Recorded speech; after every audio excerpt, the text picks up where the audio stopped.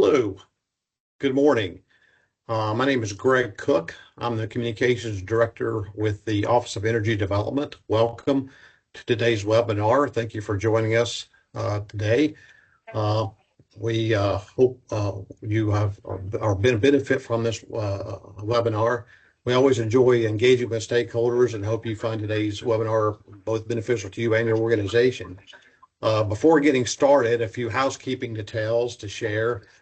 First, we ask that you please remain muted during the presentation. This will help with the flow of the webinar and so forth. Also, today's presentation should last around 30 minutes.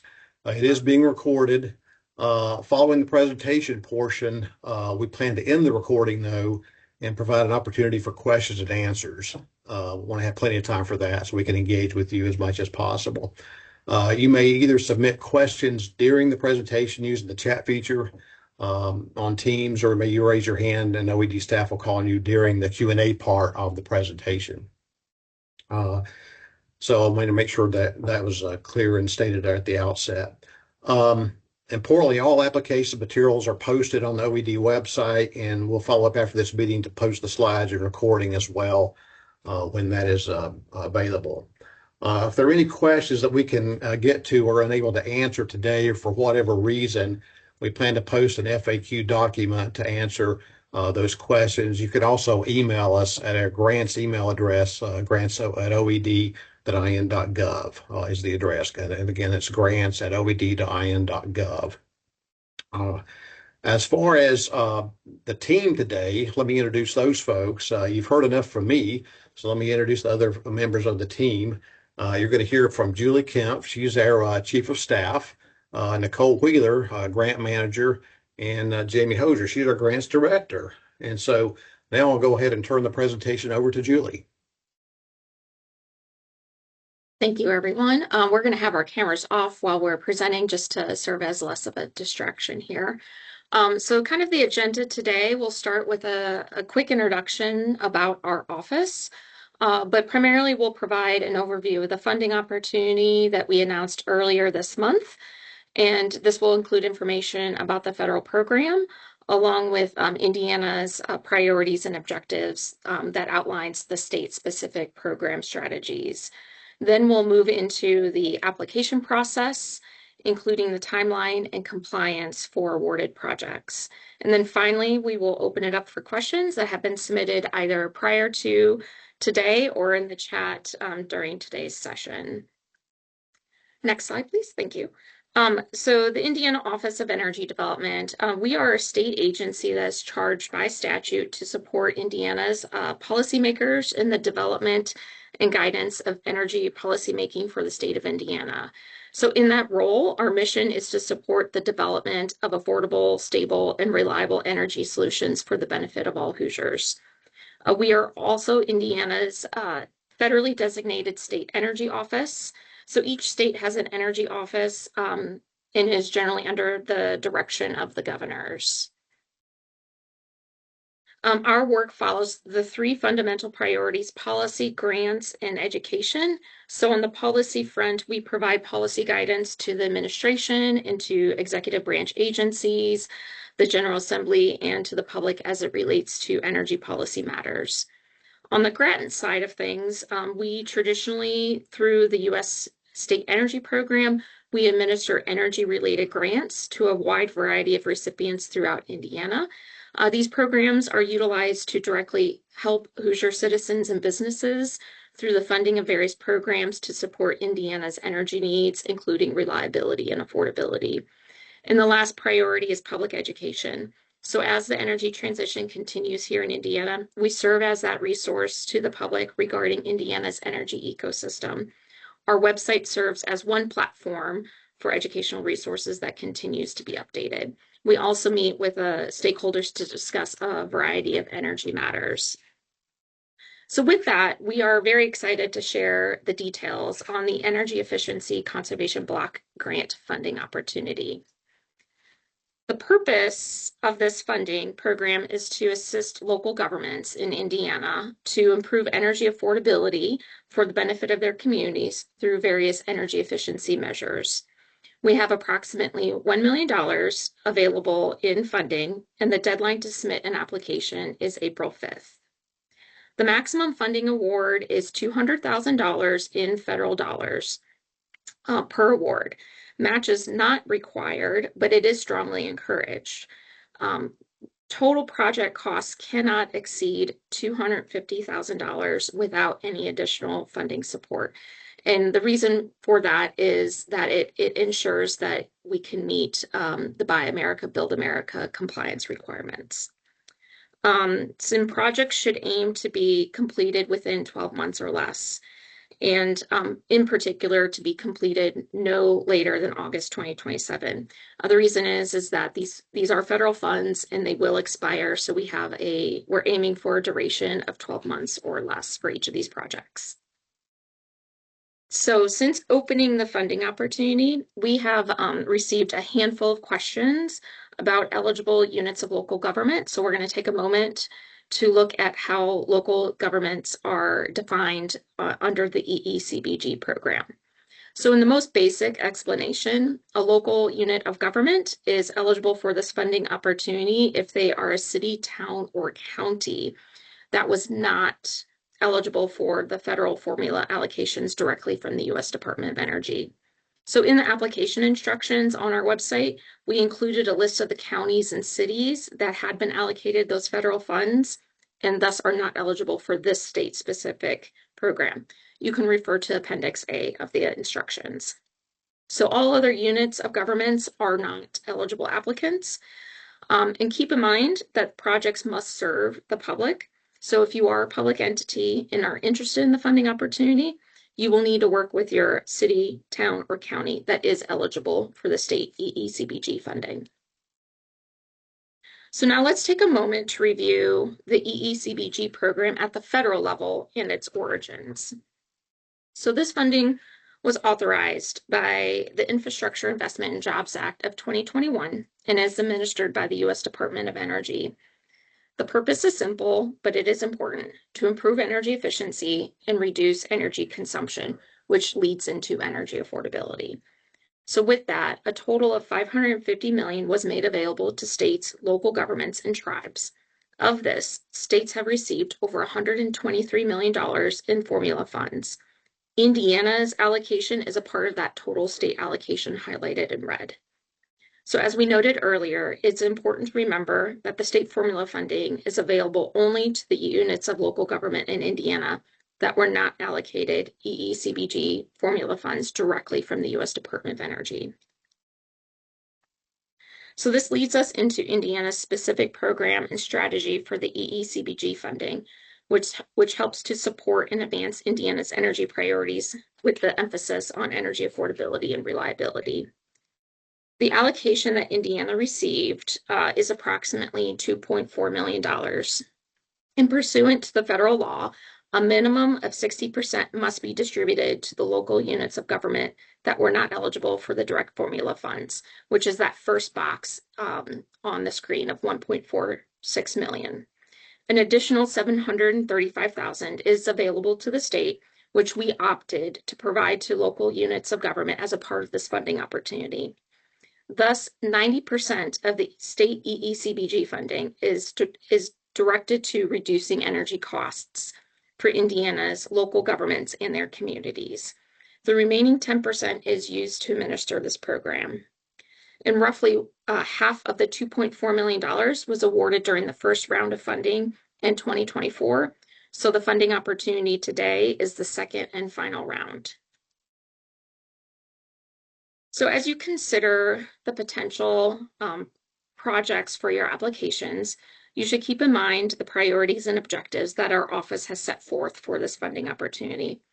First and foremost, our funding programs are driven by the 5 pillars of energy, which are affordability, reliability, resiliency, stability, and environmental sustainability. Project proposals should demonstrate one or more of these energy pillars with emphasis on energy affordability and reliability. We also aim to support local communities through Indiana's cities, towns, and counties. A project must be submitted by one of these local units of government and the project should demonstrate a public benefit that directly serves their community. We will be looking for projects that can be completed in 12 months or less. So after award selection, entering into a grant agreement, we anticipate projects will begin around September of this year. With the limited time on these funds, projects must be completed by August 2027. Demonstration of project readiness and success is essential for a proposed project. And so finally, we strive to keep the funding application and process as efficient and streamlined as much as possible. So as our grants team will soon highlight, we have provided an application template to help you provide the necessary information to apply. Next, we will review the 4 program activity categories that are also referred to as blueprints.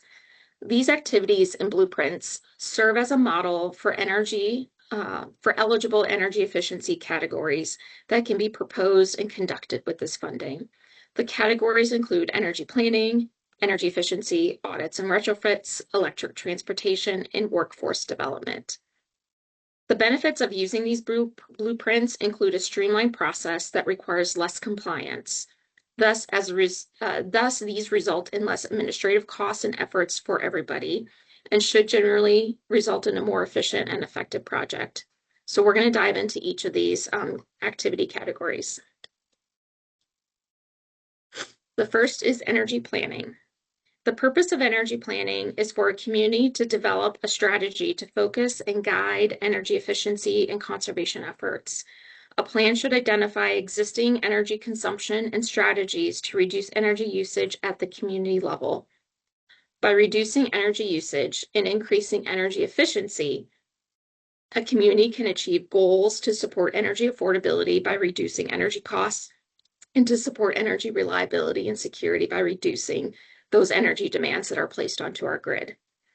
So strategies in a plan might include actions such as outreach and education for energy efficiency measures, or in identifying public use facilities that might be most suited for energy efficiency upgrades and retrofits. Regardless of the specific actions identified in a plan, the plan should be developed with stakeholder participation and be publicly available after completion. The second category pertains to energy efficiency audits and improvements. The purpose for this activity is to identify and implement energy efficiency improvements for reduced energy consumption and cost savings. This activity has some similar goals and elements as the prior community energy planning activity. However, this activity for energy efficiency audit and improvements will generally have a more narrowly defined scope, such as a single building or a set of buildings. This activity will also frequently include the physical upgrade or retrofit as well. So before a building can implement the energy efficiency improvements under this activity, there should be a building assessment or an energy audit that demonstrates the energy savings that can be achieved. So projects underneath this activity should also expect post-implementation measurements to verify energy efficiency savings. Improvements proposed under this activity can also include street lighting and building management technologies to understand and reduce energy usage. The community can also leverage financing options with the energy savings performance contracts as well. If you choose to do both, keep in mind that both the energy audits and any improvements must be completed within the established timeline of 12 months or less. Applicants interested in the energy audit option are encouraged to conduct an energy audit consistent with commercial level audit standards. These audits can really unlock additional funding opportunities through the Indiana Energy Efficiency Fund program. Further details can be found in the application instructions and on our website.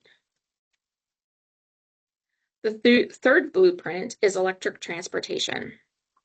The purpose of this activity is to support electric transportation measures through government-owned fleets, as well as public charging infrastructure in the community. It can also include the grid infrastructure investments needed to support electric transportation, such as metering systems. Keep in mind that projects under this activity might need additional compliance depending on the scope of the proposed project. For instance, if the proposed charging infrastructure requires ground disturbance, then it may be subject to additional NEPA compliance. However, It may not need any additional NEPA compliance if the project is within an existing facility and developed footprint. But as with any of these activity categories, as long as you stay within the blueprint, this type of compliance should be minimal. And while we encourage proposals with minimal compliance needs, the compliance details will be worked through with the selected awardees. The fourth and final activity for Indiana's program is workforce development. So the purpose of workforce development for this funding opportunity is to enhance and broaden skills of the energy workforce. So under this blueprint, proposed projects can include supporting energy efficiency, workforce training, or development of new programs. Proposals should demonstrate how it develops the energy workforce and how it can coordinate further investment. Now I will turn it over to my colleague, Nicole Wheeler, who will walk us through the application process. Great, thank you, Julie. So that summarizes the overall goals and objectives for Indiana's EECBG program. And now we will review the application process itself and what to expect in submitting a high quality application. The EECBG program follows a competitive selection process. As we have previously shared, eligible entities are cities, towns, and counties that were not eligible for formula funds directly from the U.S. Department of Energy.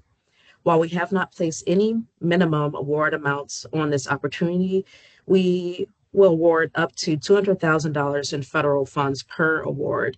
The total project cost cannot exceed $250,000, including match.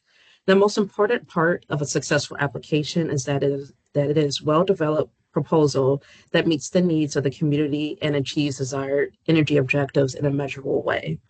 We do not require match for this particular funding opportunity, but projects that demonstrate commitment and leverage additional funding are strongly encouraged. Projects should be aimed to be completed within 12 months or less, and projects must be completed by August 2027 before the federal funds expire.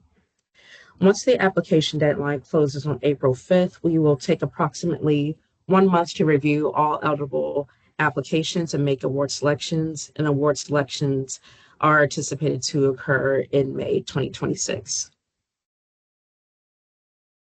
And now on the screen is an image of the application site that can be reached at in.gov/OED. The website shows where you can obtain the application, and along with review additional application materials such as the application instructions and the reference materials to aid with your application. And you'll also be able to view the recording of this webinar in the near future and view the FAQ document that will also be made available on the application tab for our state agency website in the near future as well. And now the images on the screen show just a couple sections of the EECBG application itself. The total application contains a total of 5 sections. Applicants should only select one blueprint topic for the project proposal.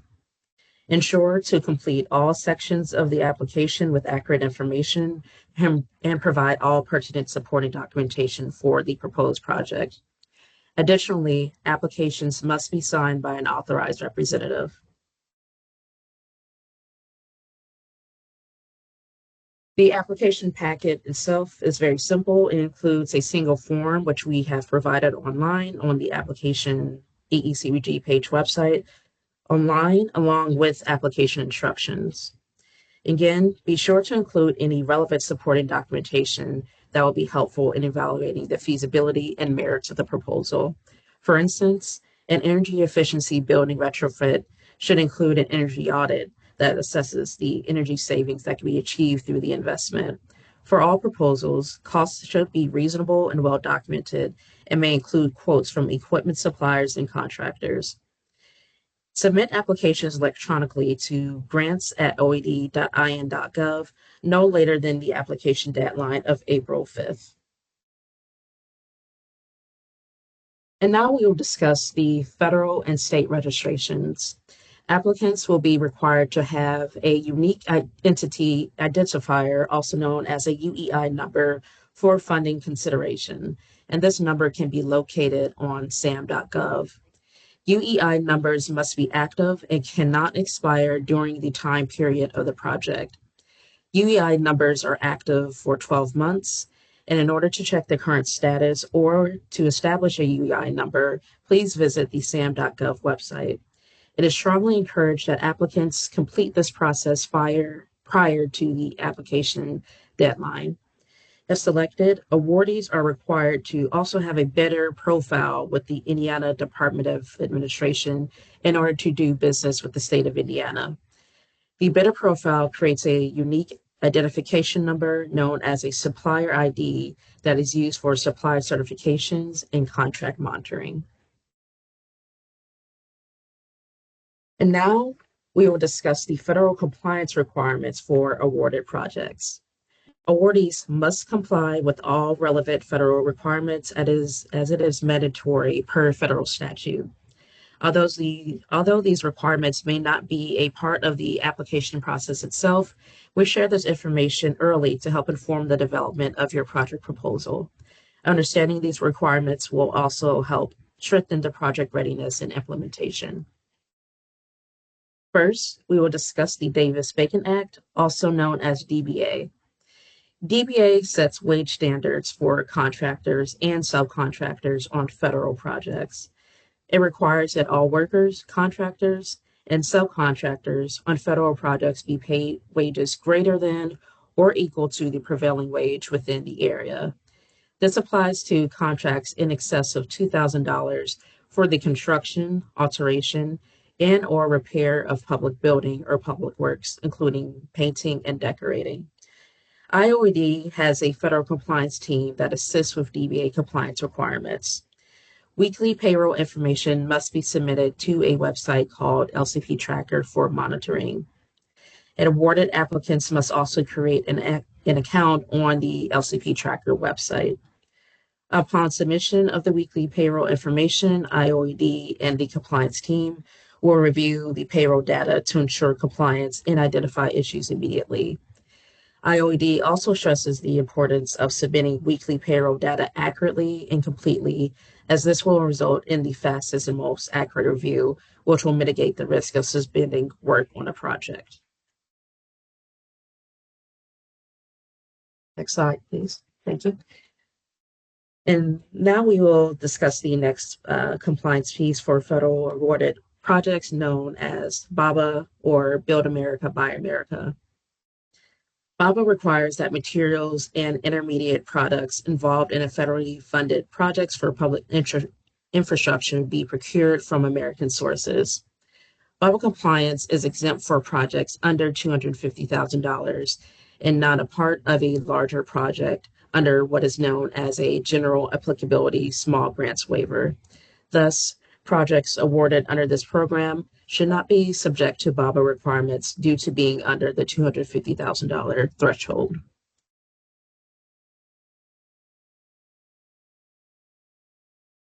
And now we will discuss the National Environmental Policy Act, also known as NEPA.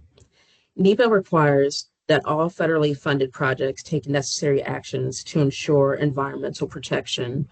Normally, the U.S. DOE, also known as the Department of Energy, would require that each project fill out an environmental questionnaire and submit it for approval prior to starting the project.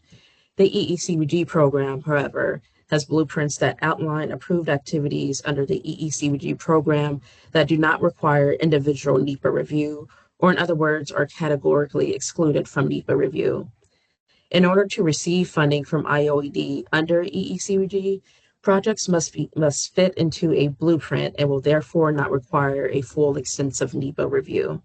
Keep in mind that if your activity requires ground disturbing activity in previously undisturbed areas, there may be additional conversation to ensure that the proposed project does not venture beyond the categorically excluded activities. And that concludes the total presentation for the EECBG webinar presentation for today. Thank you for your time and participation in today's webinar. The recording for today's webinar will now conclude. And following the conclusion of this webinar, any additional questions about the program should be sent to grants@oed.in.gov. Now I will pass it on to Greg to facilitate the Q&A segment of today's webinar.